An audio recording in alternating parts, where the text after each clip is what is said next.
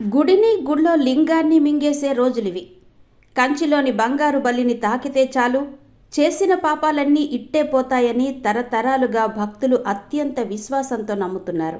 వరదరాజ పెరుమాళ్ ఆలయంలో బంగారు వెండి బల్లులను చేతితో తాకడానికి దేశ విదేశాల నుంచి భక్తులు కంచి పెరుమాళ్ దేవాలయానికి వెళ్తుంటారన్న విషయం అందరికీ తెలిసిందే.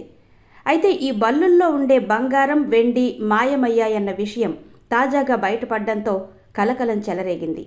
బంగారం వెండి బల్లుల విగ్రహాల పనుల్లో గోల్మాల్ జరిగిందని అధికారులు గ్రహించారు. వందల ఏళ్ల నాటి పాత బంగారాన్ని అపహరించి ఆ స్థానంలో పాత బంగారం పూత పూసిన విగ్రహాలు పెట్టేశారని తేలింది. ఎన్నో ఏళ్ల నుంచి భక్తులు బంగారు వెండి బల్లులను తాకుతుండడంతో బంగారం వెండి బల్లుల విగ్రహాలు అరిగిపోయాయి. దీంతో 6 నెలల క్రితం ఆలయ అధికారులు మరమ్మత్తు పనులు చేపట్టారు. ఇలా మరమ్మతులు చేయడం ఇదే తొలిసారి కావడం విశేషం. బంగారు వెండి బల్లుల మరమ్మతుల సమయంలోనే పాత బంగారం మాయమైనట్టు ఆరోపణలు వినిపిస్తున్నాయి. ఘటనపై దేవాదాయ శాఖ విచారణకు ఆదేశించింది. ఆలయ అర్చకులను ఇప్పటికే విచారించారు.